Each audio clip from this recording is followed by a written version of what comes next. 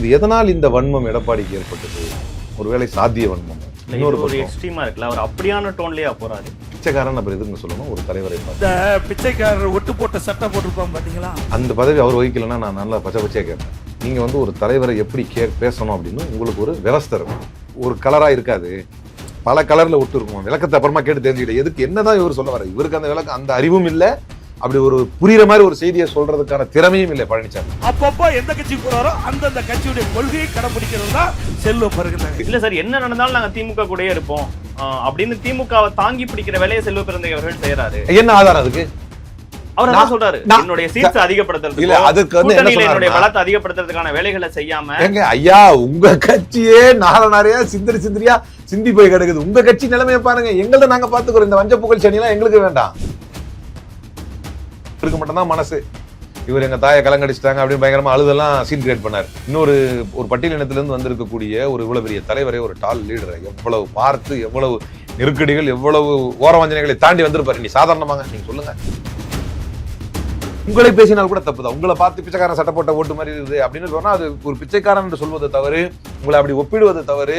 ஒரு யாசகம் கேட்பவரை அந்த வார்த்தைகள் பயன்படுத்தி ஒரு கான்ஸ்டிடியூஷனல் போஸ்ட் அலங்கரிக்கக்கூடிய ஒரு தலைவர் பேசக்கூடாது. அந்த அடிப்படை அறிவும் நாகரிகமும் பழனிசாமிக்கு இருந்திருக்க வேண்டும். இவ்வளவு இழிவாக மட்டகரமாக பேசிவிட்டு அதற்கு கொஞ்சம் கூட வருத்தம் தெரிவிக்காமல் பள்ளியளித்துக் கொண்டு செல்லும் பழனிசாமி வரலாற்றில் கருப்பு பங்களில் இடம்பெறும்.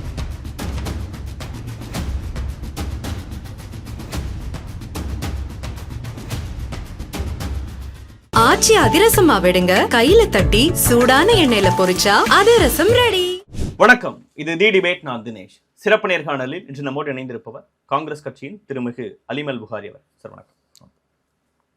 உங்களுடைய தமிழக தலைவர் திருமிகு செல்வ பெருந்தகை அவர்கள் நோக்கி பல்வேறு விமர்சனங்களை தன்னுடைய பயணத்தின் மத்தியில் எதிர்க்கட்சி தலைவர் எடப்பாடி பழனிசாமி பேசிட்டு இருக்கிறார். காங்கிரஸ் கட்சியின் தலைவர் இப்படி இருக்கிறாரு, அங்க இருக்கக்கூடிய மற்ற தலைவர்கள்லாம் எதிர்பார்ப்புகள் இருக்குன்னு பல்வேறு விஷயங்கள் பேசுறாரு. அது ஒவ்வொன்றா நம்ம டீகோட் பண்ணுவோம். ஆனாலும் ஒரு விஷயத்த சொல்றாரு, அவரு வேற கட்சிகள்ல இருந்து இங்க வந்தவர் அப்படின்னு குறிப்பிட்டு, ஒரு காங்கிரஸ் கட்சிக்காரன்னா அந்த காங்கிரஸ் கட்சியை வளர்க்கணுங்கிற எண்ணம் இருக்கும், இவர் வேற கட்சிகள்ல இருந்து வந்தவர் அப்படின்னு குறிப்பிட்டு பிச்சைக்காரன் போட்டிருக்க சட்டம் மாதிரி அப்படிங்கிற வார்த்தைகளை உபயோகப்படுத்துறாரு.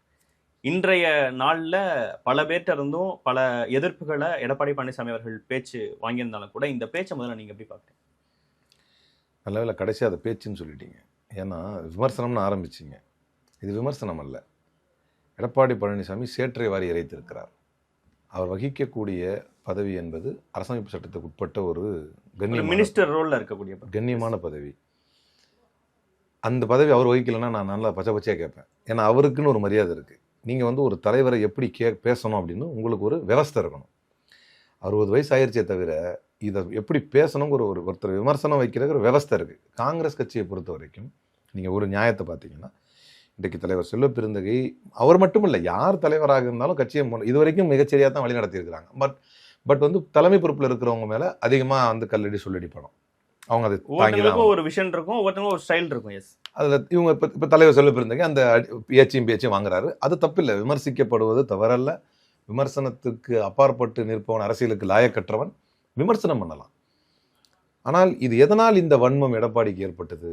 ஒருவேளை சாத்திய வன்மமோ அப்படின்னு ஒரு கோணத்தில் யோசிக்கிறதுக்கு ஒரு எக்ஸ்ட்ரீமா இருக்குல்ல, அவர் அப்படியான டோன்லயே போறாரு. பிச்சைக்காரன் அப்புறம் எதுங்க சொல்லணும்? ஒரு தலைவரை பார்த்து உங்களுக்கு ஒப்பீடை நீங்கள் எதாவது தெளிவுபடுத்தினாரா? அந்த ஒப்பீட்டுக்கு பல காரணங்கள். நானும் உண்மையிலேயே நீங்கள் என்ன வேணால் நம்புங்க, நான் உட்காந்து பல பேர்கிட்ட கேட்டேன், என்னதாங்க சொல்ல வரேன் இந்த ஆளுன்னு கேட்டேன்.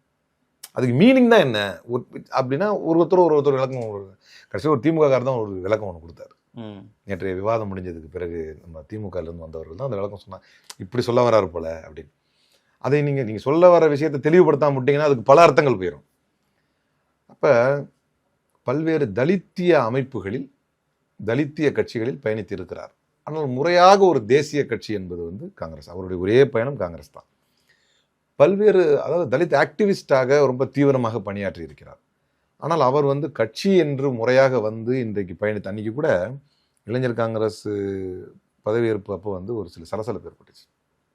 உண்மையிலேயே தலைவர் செல்வ பெருந்தகை எல்லாத்தையும் பார்த்துட்டு வந்தவர் தான். ஆனாலும் அங்கே என்ன சொன்னாருமா, அரை மணி நேரம் காந்தியை பற்றியும் காமராஜை பற்றியும் பாடம் எடுத்தார்.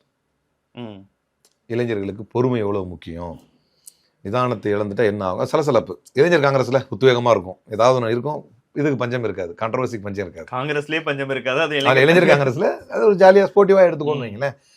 ஆனா அந்த உபதேசத்தை எல்லாரும் அவ்வளவு ரசிச்சாங்க. ஏன் அப்படின்னு சொன்னா, அவர் அந்த அளவுக்கு தன்னை ஒரு காங்கிரஸ் பர்சனா, காங்கிரஸ் ஒர்க்கரா தன்னை பக்குவப்படுத்தி எல்லாருக்கும் இது பண்றாரு. பட் அஃப்கோர்ஸ் விமர்சனத்துக்கு யாரும் அப்பாற்பட்டவங்க இல்லை. நாங்க எத்தனையோ பேர் விமர்சிக்க தான் செய்யறாங்க. அந்த விமர்சனத்தை நம்ம வேணாம்னு சொல்லியிருக்க மாட்டோம். இது ரெண்டு விஷயம் இருக்கு. இந்த அளவுக்கு வந்து இப்போ இன்னொன்று காங்கிரஸ் நீங்க எடுத்துக்கிட்டீங்கன்னா, தமிழ்நாட்டில் பாஜகவை தவிர்த்து இதே காங்கிரஸ் தன்னுடைய கூட்டணியில் வர வேண்டும் என்று இலவகாத்த கிளியாக எடப்பாடி இருந்தாரா இல்லையா? ஒரு சராசரி பார்வையாளராக உங்களுடைய கருத்தை கேட்கிறேன். இதெல்லாம் முன்னாள் அமைச்சர்கள் வெளிப்படையாவே அறிவிச்சாங்க. அவர் இருந்துச்சு அங்க சீட்டு எண்ணிக்கை பத்தலனா இங்க கதவுகள் இருக்கும்லாம் வைகை செல்வன் அவர்கள்லாம் சொன்னாரு. விஜய்க்கு இருக்கா இல்லையா? இப்போ வரைக்கும் இருக்கு. ஸோ காங்கிரஸை பொறுத்த வரைக்கும் எப்பவுமே ஒரு நல்ல மதிப்போடும் ஒரு நல்ல எண்ணத்தோடும் தான் பார்க்கப்படும். அந்த அளவுக்கு தான் கட்சி, அந்த கட்சியுடைய தலைவர். ஏன்னா அப்போ சில பேர் தான் தலைவர். அவர் அந்த கருத்தெல்லாம் சொல்லும் போது கூட அவர் தான் தலைவர். அப்ப தெரியலையா ஒட்டு போட்ட ட்ரெஸ்ஸு, அதுக்கு என்ன விளக்கம் சொல்றாங்கன்னா, ஒரு நபர் வந்து ஒரு இயலாதவர், யாசகம் கேட்பவர், முதல்ல அப்படி அதுவே தப்பு. முதல்ல அப்படி பிச்சைக்காரன் அப்படின்னு வந்து ஒரு இதுக்கு பல பெயர்களை வந்து கலைஞரே மாற்றி சொல்லியிருக்கிறார். ஏன்னா அது ஒரு கண்ணியமான பேரா இருக்கணும். அப்படி அப்போ ஒரு யாரும் விருப்பப்பட்டு பிச்சை எடுக்கிறங்கிற ஒரு கான்ஸ்டிடியூஷனல் போஸ்ட்ல இருக்கிற ஒருத்தருக்கு வந்து பிச்சைக்காரன் அப்படின்னு பேசுறதே முதல்ல வந்து அருவருப்பானது. அந்த அந்த நாகரிகத்தை முதல்ல வந்து பழனிசாமி கத்துக்கணும். அப்ப இதை சொல்றாரு. அப்ப என்னன்னா, ஒட்டு அப்படின்னா வந்து ஒரு கலரா இருக்காது, பல கலர்ல ஒட்டு இருக்கும். விளக்கத்தை அப்புறமா கேட்டு தெரிஞ்சுக்கிட்டேன் எதுக்கு என்னதான் இவர் சொல்ல வர. இவருக்கு அந்த விளக்கம், அந்த அறிவும் இல்லை, அப்படி ஒரு புரியுற மாதிரி ஒரு செய்தியை சொல்றதுக்கான திறமையும் இல்லை பழனிசாமிக்கு. இப்ப அவரு அதே கண்ணியமிக்க போஸ்டிங்ல இருக்காரு, அறிவில்லைங்கிற வார்த்தைகள்லாம் பிரயோகப்படுத்தணுமான்னு தெரியல. அவரு இதெல்லாம் ரொம்ப குறைவா நான் வந்து எதிர்வினை ஆட்டிட்டு இருக்கிறேன். ரொம்ப குறைவா எதிர்வினை ஆட்டிட்டு இருக்கிறேன். ஏன்னா ஒரு பக்கம் எங்களுடைய காங்கிரஸ்காரர்கள் குடும்பாவை எரித்து தங்களுடைய எதிர்ப்பை பதிய வைத்துட்டு இருக்கிறாங்க. அப்ப நான் சொல்றது வந்து அறிவு கட்டவனே அந்த அறிவை சொல்லலை. ஒருவருக்கு அறிவு சிறப்பாக இருந்தால் அதை செய்வாங்கன்ற அந்த கோணத்துல தான் வர்றேன். But still we have to maintain the decorum. அதை நான் கண்டிப்பாக அக்செப்ட் பண்றேன். அப்ப அந்த ஒட்டுங்கிறது வந்து கலராக இருக்கும். இந்த என்ன கலர்னே தெரியாத அளவுக்கு ஒரு கலரா இருக்கும் அப்படின்னு சொல்றாரு. அதுதான் அவருடைய விளக்கம். உங்களுக்குமே இப்போ அது எப்படி உங்களுக்கு விளங்கி இருந்துச்சா இல்லை நான் சொன்ன பிறகு விளங்கிச்சான்னு தெரியல. இதுதான் அது விளக்கமா அப்படின்னு நான் கேட்டு தெரிஞ்சுக்கிட்டேன். அப்படின்னா இதை சொல்வதற்கான தகுதி முதல்ல எடப்பாடி பழனிசாமி இருக்கா? ஃபர்ஸ்ட் உங்களுக்கு அந்த அடிப்படை தகுதி இருக்கிறதா? அவரு முன்னாடில இருந்தே அதிமுகங்கிற ஒரே கட்சியா கொள்கையா? நான் கொள்கையை பத்தி பேசுறேன். உங்களுக்கு என்ன கொள்கை? பாசிசத்தை எதிர்க்கிறது உங்க கொள்கையா? பாசிசத்துக்கு ஆதரவா இருக்கிறது உங்களுடைய கொள்கையா? சிஐஏவை ஆதரிச்சு ஓட்டு போட்டாங்க, அது ஆமா சரின்னு சொன்னாரு. சட்டமன்றத்தில் எதுக்கு எடுத்தாலும் இப்படி பயமுறுத்திட்டே இருந்தீங்கன்னா ஒன்றும் பண்ண முடியாதுங்கன்னு சிஎம்ஆ இருக்கும்போது பேசினாரு. அதுக்கப்புறம் பாஜக கொண்டு வந்து வெளியே வந்துட்டு இஸ்லாமிய கட்சி மாநாட்டில் நின்று பேசும்போது ஒரு நிர்பந்தத்துக்காக தான் அதை ஆதரிச்சு சிஐஏல எங்களுக்கு உடன்பாடு கிடையாதுன்னாரு. இப்ப திரும்ப பாஜகவோட கூட்டணி வச்சுட்டு அதுல என்ன தப்புங்கிறாரு. என்ன உங்க கொள்கை? அன்னைக்கும் அம்பேத்கரிய கொள்கையில நின்றாரு, இன்னைக்கும் அம்பேத்கர் சட்ட அமைச்சராக காங்கிரஸ் கொள்கையில நிற்கிறார். தலைவர்களுக்கு கருத்து வேறுபாடு இருந்திருக்கலாம், ஆனால் எங்கள் அமைச்சரவையில் இடம்பெற்றவர் புரட்சியாளர் அம்பேத்கர். அப்ப ஒரே சீரான கொள்கை அடிப்படையில் கோட்பாடாக உள்ள ஒரே அளவு தான் இருந்திருக்காரு. என்னைக்காவது பாசிசத்துக்கு ஆதரவா போனாரா? கொள்கை அப்படித்தானே, ஒன்னு அந்த பக்கம் இந்த பக்கம். நீ திடீர்னு ரைட்ல இருந்திருக்கீங்க, திடீர்னு லெஃப்ட்ல இருந்திருக்கீங்க, திடீர்னு லெஃப்ட்ல இருந்திருக்கீங்க, திடீர்னு ரைட்ல இருந்திருக்கீங்க. உங்க நிலைப்பாடு தான் என்ன? ஒரு சீரா ஒரு 10 ஆண்டுகள் உருப்படியா ஒரு இடத்துல இருந்திருக்கீங்களா? ஒண்ணு. இது தனி மனித அடிப்படையில் கொள்கை என்று வந்தால் எடப்பாடி பழனிசாமியுடைய யோகியதை. அதுவே ஒரு கட்சியின் தலைவர் என்கின்ற அடிப்படையில் இவருடைய பெர்ஃபார்மன்ஸ் என்ன? யார் யாரையெல்லாம் துரோகம் செய்தார்? துரோகம் என்கின்ற வார்த்தைக்கு அகராதிக அர்த்தம் தேடினால் அதற்கு ஒற்றை வார்த்தையாக இருப்பது பழனிசாமி தான். ஏன்? முதல்ல வந்தார், எதற்காக சசிகலா காலில் விழுந்தார்?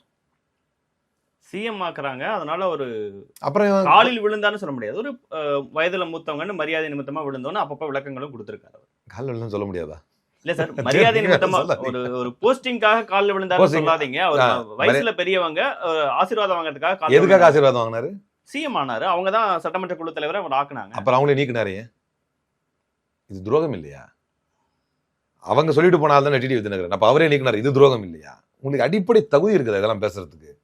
டிடி விதிநகரன் நீக்கினாரு, சரி அதெல்லாம் விட்டுருவான். கேட்டா பிஜேபி தான் உங்களுக்கு பஞ்சாயத்து பண்ணிச்சு சொன்னா ஒத்துக்க மாட்டாரு. இபிஎஸ் ஓபிஎஸ் சேர்ந்து முதல்வரா துணை முதல்வராக இருந்தாங்கல்ல, ஒருங்கிணைப்பாளர் துணை ஒருங்கிணைப்பாளர் எப்படி நீங்க ஒருங்கிணைப்பாளர் இருந்தீங்கல்ல, எப்படி நீக்குனீங்க? ஏன் நீக்குனீங்க? இது துரோகம் இல்லையா? அதாவது சொல்றேனே, துரோகம் அப்படிங்கிற வார்த்தைக்கு முழு அர்த்தம் தனி மனித வாழ்க்கையிலும் சரி, ஒரு கட்சி நிர்வாகியா இருந்தாலும் சரி, கொள்கை அடிப்படையிலும் சரி, அடிப்படையிலேயே அந்த நாகரிகம் இல்லாத ஒரு மனிதர் எங்கள் தலைவர் செல்வ பெருந்தகையை பார்த்தா சொல்வது ஆரம்ப காலகட்டத்தில் இருந்து அம்பேத்கரிய கொள்கைகளை உள்வாங்கி பொது உடைமை கொள்கைகளை உள்வாங்கி இன்றைய வரைக்கும் அந்த கொள்கைகளில் நின்று நாங்க கடைசி அந்த இளைஞர் காங்கிரஸ் இஷ்யூ வரும்போது பேசுற வரைக்கும் மக்களை அதன் வழி நின்று சின்ன இஷ்யூ கூட அவர் எப்படி அப்பதான் அழகா உபதேசம் அவரு காங்கிரஸ் மேல இருக்க அக்கறையில பேசுற மாதிரி சில விஷயங்களை சொல்றாரு. ஏன்னா திமுகவை தாங்கி பிடிக்கிறது தான் செல்வ பிறந்தகை அவர்களுடைய வேலையா இருக்கு. ஏன்னா அங்க இருக்கக்கூடிய ராஜேஷ்குமார் ஒரு விஷயத்துக்கு பேசுறாரு, கே.எஸ். அழகிரி அவர்கள் பேசும் மேலிட பொறுப்பாளர் வந்து 117 சீட் கேட்கணுங்கிறாரு. இவர் கூட்டணி ஆட்சிங்கிற விஷயத்த பேசுனா ராகுல் காந்தி அதை விரும்ப மாட்டாரு அப்படின்னு பேசுறாரு. அப்ப காங்கிரஸ் கட்சியை வளர்க்கணுங்கிற எண்ணம் செல்வ பிறந்தகைக்கு இருக்காங்கிற இடத்த வைக்கிறாரு. அதை நோக்கிதான் இந்த வார்த்தைகள்லாம் வருது. இதை முடிச்சுட்டு வந்துடுறேன். அப்ப கடைசியா ஒரு ஆள் இருக்காரு, செங்கோட்டையன். சரியா? அப்போ உங்க கட்சிக்குள்ள ஒரு குரல் கேட்குது. அது கழக குரல் அல்ல, அது உங்கள் கழகத்தை இணைக்க கேட்கின்ற ஒரு குரல். அது பின்னால என்ன இருக்கு நமக்கு நல்லா தெரியும். இருந்தாலும் அவர் வெளிப்படையா என்ன சொல்றாரு, எல்லாரும் ஒன்னா இருந்தா நல்லா இருக்கு. நீங்க என்ன பண்ணீங்க, அவர் பொறுப்புகள் வந்து நீக்கினீங்க.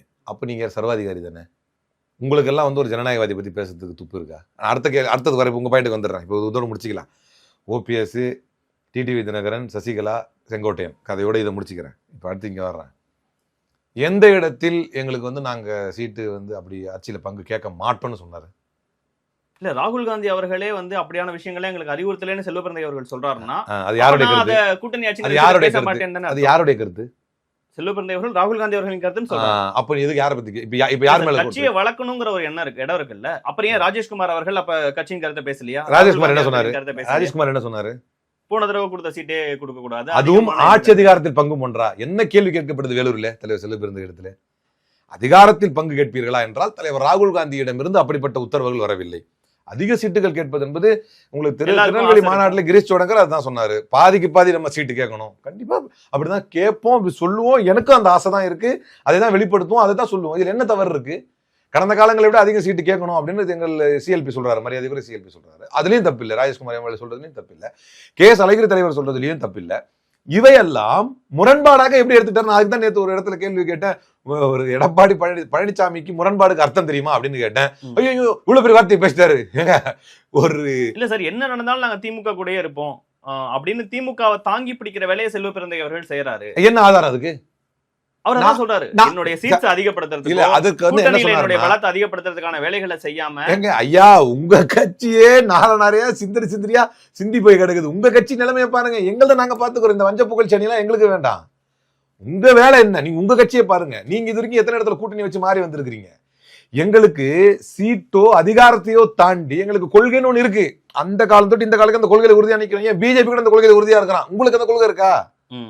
நீங்க தெரியும் இந்த பக்கம் நிக்கிறீங்க. காங்கிரஸ் உங்க கூட்டணியில இவ்வளவு முரண்கள் இருக்குல்ல, அப்படி இருக்கும்போது அப்படிங்கிறாரு அவரு.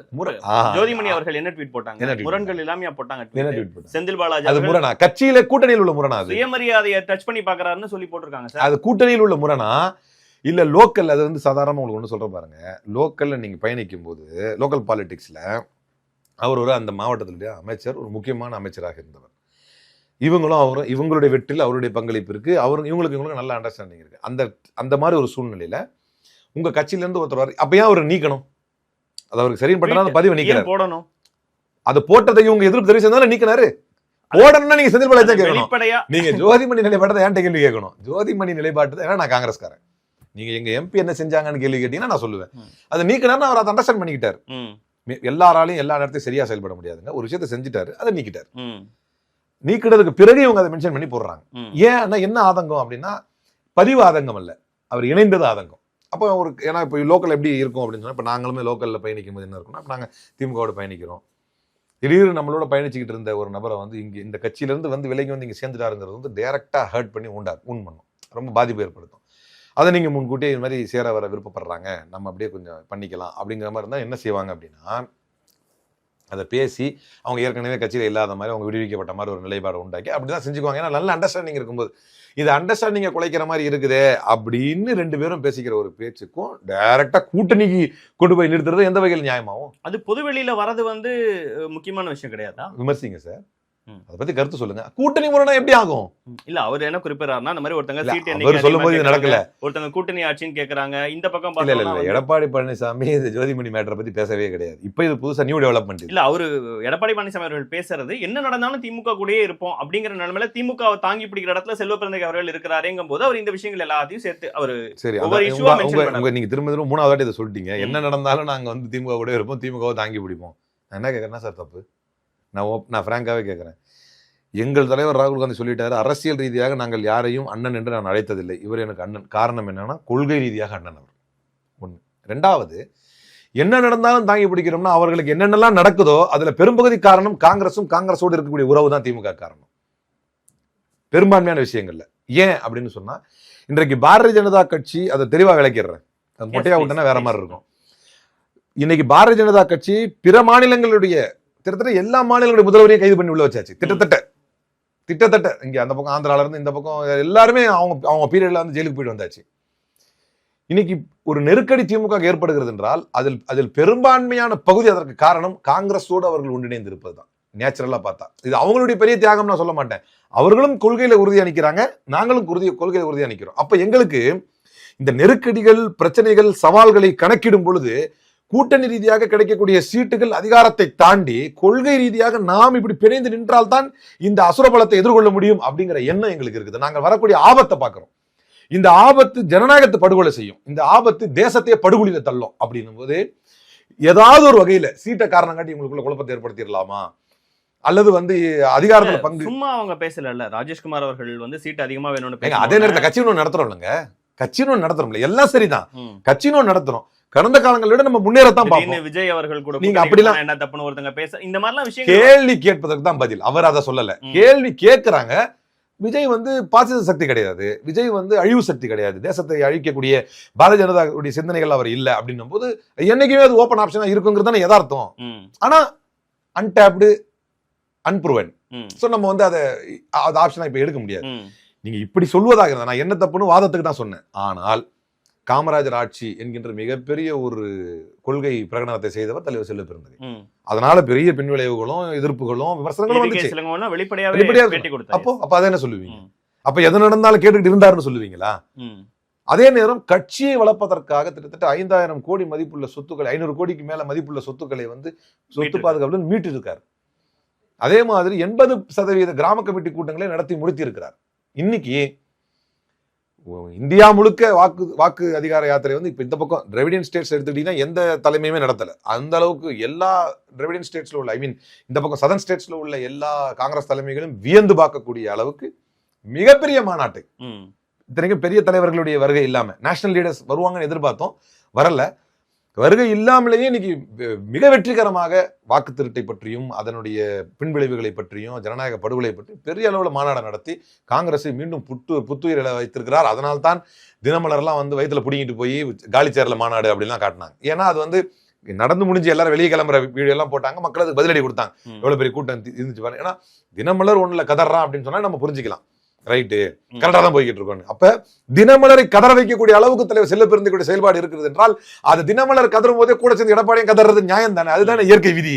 இப்படி ஒரு விஷயம் நடக்கும் போது ஆனா செல்வ பெருந்தகை அவர்களுக்கு கட்சிக்குள்ள ஒரு சப்போர்ட் இல்ல அப்படிங்கிற ஒரு விஷயத்த 2 நாட்களா திமுகவை ஆதரிக்கக்கூடிய பலரும் பேசிட்டு இருக்காங்க. இப்படி ஒரு விஷயம் வரும்போது செல்வ பெருந்தகை அவர்களுக்கு ஆதரவா மற்ற சீனியர் லீடர்ஸ், எம்பிக்கள், எம்எல்ஏக்கள்லாம் வந்து எடப்பாடி பழனிசாமி அவர்களை எதிர்த்து பேசினாங்களா, இல்ல அதை குறித்து ஒரு கண்டனத்தை தெரிவிச்சாங்களாங்கிற கேள்வியில ஒரு நியாயம் இல்லைன்னு நினைக்கிறீங்க? இல்ல, அது வந்து கண்டிப்பா எல்லாருமே அதை கருத்தை தெரிவித்துக் கொண்டு வருகிறார்கள். ஏன்னா இதை எக்ஸ்பிளிசிட்டா யார் தெரிவிச்சாங்கிறது உண்மையிலே எனக்கு தெரியல. அப்படி தெரிவிக்காத போது அது வன்மையான கண்டனங்களுக்கு உட்பட்டது. எனக்கு தெரியலையாங்கிறதுல நான் எக்ஸ்ட்ராவே ஒரு வார்த்தையை சொல்றேன். ஏன்னா ஒரு தலைவர், இன்னைக்கு அவர் தலைவர், நாளைக்கு இன்னொரு நபர் தலைவர். என்னுடைய கொள்கை கட்சியில நான் தலைவர் ராகுல் காந்தி அவர் பிரதமர் ஆகிறாரு, ஆகல. ராகுல் காந்தி உயிரோடு இருக்கும்போது எனக்கு அவர் தான் தலைவர். இது என்னுடைய கொள்கை. அந்த வகையில் என்ன கேள்வி கேட்கறதுனால அந்த வகையில் தமிழ்நாட்டில் யார் காங்கிரஸ் கட்சிக்கு தலைவராக வந்தாலும் அவர்களுக்கு கட்டுப்பட்டு விசுவாசமாக கட்சி வேலை பார்ப்பதிலும் கட்சியை வளர்ப்பதில் ஈடுபடுவதுதான் என்னுடைய கடமை. இது எல்லோருக்கும் பொருந்தும். அந்த பொருத்தம் அவங்களுக்கு இருக்குதா அப்படின்னு ஒருத்தரும் அதை வந்து சீர்தூக்கி பார்த்துக்கணும். இதைத்தான் சொல்வேன். மீன்வேல் இந்த நேரத்திலேயே அவருக்கு எதிராக ஒரு ஒரு குறிப்பிட்ட அணியினர் வந்து செல்வ பெருந்தகை அவர்களுக்கு எதிராக தொடர்ந்து டெல்லியில போய் பேசிக்கிட்டு இருக்காங்க. அதோட ஒரு தூண்டுதலும் காரணம் வந்து சார் உங்களுக்கு நீங்க வந்து இப்போ ஒரு டிஎம்கே ஏடிஎம்கே மாதிரி ஒரு ரீஜனல் பார்ட்டியை வந்து ஒரு நேஷனல் பார்ட்டி கம்பேர் பண்ண முடியாது. இதே மாதிரி நெருக்கடி அண்ணாமலை இருக்கும்போது இருந்துச்சு, நீங்க பார்த்துருக்கலாம். ஏன்னா அதுக்கு முன்னாடி செத்துப்போன கட்சியா இருந்தது. அண்ணாமலை வந்த பிறகு உயிரெல்லாம் வரல, பேசு பொருளா இருந்துச்சு கொஞ்சம். ஏன்னா ஐடி விங் தலைவர் அண்ணாமலை இருந்தார் அந்த கட்சிக்கு, அதனால வந்து கொஞ்சம் நிறைய பேசு பொருளா இருந்துச்சு. அப்ப நீங்க பாத்தீங்கன்னா அவருக்கு எதனாவும் போனாங்க வந்தாங்க. It's obvious, it's quite obvious. ஏன்னா உங்களுக்கு அது இருந்தாதான் நல்லது, செக் அண்ட் பேலன்ஸ் இருக்கும். அப்பதான் இவர் என்ன செய்யறாரு, அங்க போவோம் அங்க போவோம், அதெல்லாம் நம்ம அதை பத்தி கமெண்ட் பண்ற அளவுக்கு நானும் வந்து I am not tall leader என்ன. அதே நேரத்துல இல்ல ஒரு லீடருக்கு ஒரு லீடர் எதிர்த்து இப்படி ஒரு பிச்சைக்காரன் ஒட்டு போட்ட சட்டைன்னா பேசும்போது சொல்லுவாங்க, அவரே கருத்துக்கள் வந்து ஒரு வரும், விளக்கம் கருத்துக்கள் கொடுத்து அவரே எதிர்க்க வேண்டிய இடத்துக்கு வந்து வராரா? ஒரு லீடரை வந்து, அதுவும் நீங்க குறிப்பிட்ட மாதிரி ஒரு பட்டியல் சமூகத்துல இருந்து வந்து இன்று இந்த இடத்துக்கு வந்திருக்கிற ஒரு லீடரை இப்படி ஒருத்தர் ஒரு எதிர்க்கட்சி தலைவர் பேசும்போது அவரை எதிர்க்கிற பல பேர் காங்கிரஸ்ல இருந்து வரமாட்டாங்க. எல்லாம் வந்திருக்கிறாங்க, தெரிவிச்சிருக்காங்க நினைக்கிறேன். ஆனால் அப்படி தெரிவிக்கவில்லை என்பது, நீங்கள் சொல்வது போல் தெரிவிக்கவில்லை என்பதுனா what goes around comes around. நாளைக்கு எல்லாரும் தான் அந்த தலைமைத்துவத்துக்கு ஆசைப்படுபவர்கள், வர வேண்டும் என்று நினைப்பவர்கள். அப்படி வந்தா அப்ப அவங்களுக்கு அப்படி வரும்போது என்னுடைய நிலைப்பாட்டை நான் எப்பவும் இதே மாதிரி உறுதியா நிற்பேன். அது யார் வந்தாலும் கட்சிக்கு விசுவாசமாக நான் என்னுடைய நிலைப்பாட்டை நான் இதே மாதிரி தெளிவா இருப்பேன். இன்னைக்கு அவருக்குன்னா நாளைக்கு உங்களுக்கு தெரிஞ்சுக்கங்க. இன்னைக்கு அவரை ஒருத்தர் இழிவா பேசும்போது, ஆனால் அதே நேரம் தொண்டர்கள் தலைவர் செல்வ பெருந்தகைக்கு பின்னால் அணிதிரண்டு நிற்கிறார்கள். தலைவர்கள் விஷயம் தெரியல எனக்கு, ஏன்னா ஐ am not that much informed, எனக்கு சரியா நான் கவனிக்கல. ஆனால் இவ்வளவுதான் என்னால சொல்ல முடியும். புரிஞ்சுக்க. ஆனால் தொண்டர்களுடைய விஷயத்தை பொறுத்த வரைக்கும் குடும்பாவிகளை எரித்து இன்னைக்கு இந்த ஷிப்பிங் டெல்லி பாபு அண்ணன் நம்ம மாவட்ட தலைவர் வந்து சாலை மறியல் பண்ணி ரோட்டில் போய் இன்னைக்கு பெரிய அளவில் இஷ்யூலாம் கிளப்பியிருக்காரு. ஸோ மாவட்ட தலைவர்கள், ஆங்காங்கே இருக்கக்கூடிய தொண்டர்கள், தன்னெழுச்சியாக காங்கிரஸ் மீது ஆர்வம் கொண்டவர்கள் எல்லாம் மிகப்பெரிய அளவிலே வந்து எதிர்வினைகளை ஆற்றித்தான் இருக்கிறார். தலைவர்கள் ஒரு கால எதிர்வினை ஆற்றவில்லை என்றால் அது கண்டனத்திற்குரியது, நிச்சயமாக அதை செய்ய வேண்டும். நான் பார்த்தவரை செய்துதான் இருக்கிறார்கள் என்று நம்புகிறேன். ஓகே, எடப்பாடி பழனிசாமி அவர்களுக்கு எதிராக வேறொரு விஷயம் குறித்து ஆராசா அவர்கள் பேசும்போது அது என்னை கலங்கடிச்சிருச்சு அப்படின்னு அவர் சொல்லி அவர் மன்னிப்பு கேட்கிற இடம் வரைக்கும்லாம் போன ஒரு சிச்சுவேஷன் நடந்தது, வருத்தம் தெரிவிக்கிற இடம் வரைக்கும்லாம் போறது. இதுக்கு ஆனா நேற்றில இருந்து கிட்டத்தட்ட 24 மணி நேரம் ஆயிடுச்சு. எடப்பாடி பழனிசாமி அவர்கள் நான் என்ன டோன்ல சொன்னேன், அது இப்படி புரிஞ்சு கொள்ளப்பட்டதுன்னு ஒரு விளக்கம் கூட கொடுக்கல, ஒரு மன்னிப்பு தெரிவிக்கல, வருத்தம் கேட்கல. இது என்ன செய்யணும்னு நினைக்கிறீங்க நீங்க காங்கிரஸ் சார்பா? ஆராசாமன்றது அவங்க தாயை பத்தி சொன்னாருன்னு சொன்னீங்க, எலெக்ஷன் டைம்ல சொன்னாருன்னு சொன்னீங்க, அதுதானே. அது வந்து ஆராசா மன்னிப்பு கேட்டு வருத்தம் தெரிவிச்சு, வருத்தம் தெரிவிச்சு, மனசு கஷ்டப்பட்டிருந்தா வருத்தம், நான் அப்படி மீன் பண்ணலன்னு சொல்லி சொன்னார். அதுதான் திமுகவுடைய பண்பு, இதுதான் வந்து அதிமுகவுடைய கூடா நட்பு. அவர் சேர்ந்திருக்கிற இடம் அப்படி. எதற்காக வருத்தம் தெரிவித்திருக்கிறார்கள் அதிமுக, அதாவது எதற்காக வந்து இந்த பாசிச சக்திகள் வந்து வருத்தம் தெரிவிச்சிருக்காங்க ஏதாவது ஒரு விஷயத்துக்கு? இதில் வந்து எடப்பாடி வருத்தம் தெரிவிக்கிறதுக்கு அவங்க பிளட்லேயே அது கிடையாது. வருத்தம் தெரிவிக்கணும்னா அவர் பாஜக கூட கூட்டணி வச்சதுக்கு வருத்தம் தெரிவிக்கணும், மக்கள் நம்பிக்கையை சிதைத்ததுக்கு வருத்தம் தெரிவிக்கணும். எங்க ஸ்டெர்லைட்டில் ஒரு துப்பாக்கி சூடு நடந்தால் நான் தான் காலைல தான் பார்த்து தெரிஞ்சுக்கிட்டேன்னு சொல்கிற அளவுக்கு அதுக்கே ஒரு வருத்தம் தெரிவிக்கல. இத்தனை பேர் குருவி சொல்கிற மாதிரி மனிதர்கள் சுட்டுக் கொல்லப்பட்ட போதோ, சாத்தாங்குளத்தில் வந்து கஸ்டடியில் 2 பேர் இறந்த போதோ அதுக்கே ஒரு வருத்தம் தெரிவிக்கல. ஆனால் இங்கே நீங்கள் அதை தான் கவனிக்கணும். நீங்கள் அதே நீங்கள் ஏன்னா இதை போய் கம்பேர் பண்ணிலாம் நீங்கள் கேட்கலாம். முதல்வர் வந்து சாரி கேட்குறாரு. ஒரு கஸ்டடி அந்த அஜித் ஃபேமிலி தானே அது, if I am not wrong. அப்போ ஃபோன் பண்ணி முதல்வர் சாரி கேட்குறாரு. அதுதான் இப்போ கேட்குறீங்களா ஏன் காங்கிரஸும் திமுகவும் ஒற்றி இணைஞ்சு இருக்கிறோன்னு? இதுதான் கொள்கை ரீதியான பிணைப்பு. எங்களிடத்துல அந்த பிணைப்பு இருக்கு. தவறை தவறு என்று ஏற்றுக்கொள்வோம். சொல்ல வந்த செய்தி தவறாக புரிந்து கொள்ளப்பட்டால் அதுக்கு மன்னிப்பு கேட்போம். ஏன் நீதிமன்றம் வரைக்கும் இப்போ எங்கள் தலைவர் ராகுல் காந்தி வந்து நான் சொன்ன செய்தி வேறு மாதிரியாக கொண்டு செல்லப்பட்டிருக்கிறதுன்னு மன்னிப்பு கேட்டிருக்காரு. அது வந்து மனித குலத்திலே சிறந்த மாண்பு, அது மன்னிப்பு கேட்க. எடப்பாடி கேட்க மாட்டார். அப்படி கேட்கணும்னா அவர் கேட்க வேண்டியதுக்கெல்லாம் நிறைய இருக்குது. இன்னும் பல உயிரிழப்புகளுக்கு கேட்க வேண்டும், பல சாதிய கொடுமைகளுக்கு அவர் கேட்க வேண்டும், பல அவருடைய நிர்வாக சீர்கேடுகளுக்கு அவர் கேட்க வேண்டும், பல நேரங்களில் அவரை நம்பியிருந்த மக்களுக்கு காலை வாரி விட்டதுக்கு அவர் கேட்க வேண்டும், அவர் செய்த துரோகத்துக்கு அவர் கேட்க வேண்டும். அப்படி அதுக்கே கேட்காதவர் இதுக்காக கேட்டுவிட்டு, அதான் சொல்றேன், இவருக்கு மட்டும்தான் மனசு. இவர் எங்க தாயை கலங்கடிச்சிட்டாங்க அப்படின்னு பயங்கரமா அழுதெல்லாம் சீன் கிரியேட் பண்ணார். இப்போ இன்னொரு பட்டியலினத்திலிருந்து வந்திருக்கக்கூடிய ஒரு இவ்வளவு பெரிய தலைவரை, ஒரு டால் லீடரை எவ்வளவு பார்த்து, எவ்வளவு நெருக்கடிகள், எவ்வளவு ஓரவஞ்சனைகளை தாண்டி வந்திருப்பாரு. நீ சாதாரணமாங்க நீங்க சொல்லுங்க. நிச்சயமா ஒரு பெரிய பட்டியலிருந்து ஒரு வந்து இத்தனை வழக்குகள் பிரச்சனைகள் எல்லாம் முற்காலங்களில் சந்தித்து அதையும் தாண்டி வந்து நிக்கிறது. இதுக்காகவே வந்து அவர் he is a well deserving candidate to be a president. அப்போ அப்படிப்பட்ட ஒரு தலைவரை ஒருவேளை சாதிய வன்மத்தோடு எடப்பாடி பார்க்கிறாரா? ஏன்னா இன்னும் மன்னிப்பு கேட்கலையே, இன்னும் வருத்தம் தெரிவிக்கலையே. அப்படின்னும் போது அவர் வருத்தம் தெரிவித்தால் வரலாற்றில் ஏதோ ஒரு வகையில் நியாயஸ்தனாக அறியப்படுவார். 2 விஷயம். எடப்பாடி பழனிசாமி அவர்கள் செல்வ பெருந்தகை அவர்கள் குறித்து பேசின விஷயத்த வந்து சாதிய மனநிலையில பேசினாருங்கிற ஒரு பார்வை. இன்னொன்னு, செல்வ பெருந்தகை அவர்கள் குறித்து தனிப்பட்ட ரீதியில பேசினதை ஒட்டுமொத்தமா மக்களை, என்னை தேர்ந்தெடுத்த மக்களை நீங்க இழிவுபடுத்திட்டீங்க அப்படிங்கிற வகையில செல்வ பெருந்தகை அவர்கள் ட்வீட் போடுறது எல்லாமே சரியா? Is a public representative. இப்ப நான் பேசும்போது கான்ஸ்டிடியூஷனல் போஸ்டுக்கு ஒரு மரியாதை. இப்ப நரேந்திர மோடி இருக்காரு, உள்ள இருக்கிற கோபமோ வன்மமோ என்னென்னோ பேச தோணுது. பட் அவருடைய ஆபீஸ் என்ன? Prime minister. அப்ப நம்ம அதுக்கு மரியாதை கொடுத்தான் ஆகணும். அது எதுக்கு அது மரியாதை? அவரை தேர்ந்தெடுத்த மக்கள் எப்படி வராங்க, அவரை தேர்ந்தெடுத்த எம்பிக்கள், அந்த எம்பிக்களுக்கு கீழே இருக்கக்கூடிய மக்கள். கடைசியில் அந்த மரியாதை யாருக்குன்னா மக்களுக்கு தான். கான்ஸ்டிடியூஷனுங்கிறது ஒரு புத்தகமும் ஒரு பேப்பரும் தானே, அதற்கு இல்லையே. அது எப்படி மக்களை கட்டுப்படுத்துது, அது வந்து இவ்வளவு மக்களுடைய கான்சென்சஸ் எப்படி உள்வாங்கி இருக்குது, அதனாலதான் அதுக்கு மரியாதை. கான்ஸ்டிடியூஷனுக்கு எதுக்கு மரியாதைன்னா இவ்வளவு மக்கள் அதுதான் கட்டுப்படுத்துது. அப்ப அது புனிதத்துவத்தை பெற்று வருகிறது. அப்ப அதே மாதிரி தான் இவ்வளவு மக்களுடைய பிரதிநிதி அவர். வெறும் மக்களுடைய பிரதிநிதி மட்டுமல்ல, காங்கிரஸ் கட்சியினுடைய சட்டமன்ற குழுவினுடைய தலைவராக இருந்தவர். அதற்கு பிறகு இப்போது ஒட்டுமொத்த காங்கிரஸ் கட்சிக்குமே தலைவராக இருப்பவர். எல்லா மக்களுக்கும் எல்லா மக்களுடைய உள்ளங்களையும் சிந்தனைகளையும் இழிவுபடுத்தி விட்டார் எடப்பாடி பழனிசாமி. ஒரு பட்டியலின தலைவரை இழிவுபடுத்தி இருக்கிறார். காங்கிரஸ் கட்சி, ஒரு காங்கிரஸ் பேரியக்கத்தின், காமராஜர் கண்ட பேரியக்கம் காங்கிரஸ் கட்சியினுடைய ஒரு தலைவரை இழிவுபடுத்தி இருக்கிறார். முன்னாள் சிஎல்பி தலைவராக இருந்தவர் அவரை இழிவுபடுத்தி இருக்கிறார். ஏன் எஸ்சி பிரிவுடைய தலைவராகவும் எஸ்சி பிரிவு தலைவராகவும் தலைவர் செல்வபெருந்தகை இருந்திருக்கிறார். அப்போ அவரை இழிவுபடுத்தி இருக்கிறார். இப்படி அவருடைய டைமென்ஷன் வந்து ரொம்ப அதிகம். அப்படி இருக்கக்கூடிய ஒரு லீடரை இது இல்லைன்னா கூட அவர் இழிவுபடுத்திய தப்புங்க. உங்களை பேசினால் கூட தப்பு தான். உங்களை பார்த்து பிச்சைக்காரன் சட்டை போட்ட ஓட்டு மாதிரி இருக்குது அப்படின்னு சொன்னா அது ஒரு பிச்சைக்காரன் என்று சொல்வது தவறு. உங்களை அப்படி ஒப்பிடுவது தவறு. ஒரு யாசகம் கேட்பவரை அந்த வார்த்தைகள் பயன்படுத்தி ஒரு கான்ஸ்டிடியூஷனல் போஸ்ட் அலங்கரிக்கக்கூடிய ஒரு தலைவர் பேசக்கூடாது. அந்த அடிப்படை அறிவும் நாகரிகமும் பழனிசாமிக்கு இருந்திருக்க வேண்டும். இவைகள் எல்லாமே சேர்ந்ததா, இது மட்டுமே கிடையாது. ஒரு அடிப்படையில் ஒரு எப்படி எதிர்கொள்ள போறீங்க இந்த விஷயம் தொடர்ந்து? இல்ல, அதை நான் என்னை பொறுத்தவரை நான் ஏற்கனவே ஒரு முறை ஒரு தொலைக்காட்சியில் இப்படி தலைவர் செல்வபெருந்தகையை பார்த்து ஒருத்தர் பேசியதற்கு நான் புகார் அளித்து அது நீதிமன்றத்திலே வந்து டைரக்ஷனாக ஃபைல் பண்ணியிருக்கிறேன்.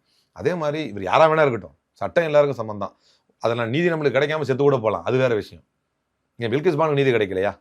லாஸ்ட் பட் நாட் லீஸ்ட்ல ஒரு ஓரத்தில் நீதி கிடைக்கலையா? எனவே பழனிசாமியாக இருந்தாலும் இதை சட்ட ரீதியாக புகார் அளித்து அந்த புகாருக்கு நீதிமன்றத்தில் நிச்சயமாக டைரக்ஷனை நான் நாடுவேன். கண்டிப்பா நாடுவேன். ஏற்கனவே அதுவும் நான் தனிப்பட்ட எனக்கு கூப்பிட்டுலாம் சொல்லல தலைவர். லாஸ்ட் டைம் ஒரு நாடக நடிகர் ஒருத்தர் வந்து தலைவரை வந்து இழிவா பேசும்போது எனக்கு கூப்பிட்டு சொன்னாங்க. அதெல்லாம் கிடையாது. அவர் எங்ககிட்ட பேசுறதே அபூர்வம் தான். எங்களுக்கு அந்த மாதிரி நாங்க கட்சி வேலையும் அவருடைய தலைமையை பார்த்து ரசித்து ஏற்று செய்யறோம். இனி யார் தலைவராக வந்தாலும் அதை பார்த்து ரசித்து ஏற்று கட்டுப்பட்டு செய்வோம். அதுவும் உத்வேகமான ஒன்று, உறுதியான ஒன்று. எனவே அந்த சட்ட ரீதியான போராட்டங்களை தனிப்பட்ட முறையில் எடுப்போம். இன்னைக்கு ஜனநாயக அடிப்படையில பல்வேறு சக்திகள் இன்னைக்கு இதெல்லாம் பேசு பொருளாகி இருப்பது எதனால் அப்படின்னு சொன்னா, உங்களை போன்ற ஜனநாயகத்தின் தூண்கள் கூட அதை ஏற்கவில்லை, ரசிக்கவில்லை என்பதுதான் இது காட்டும்.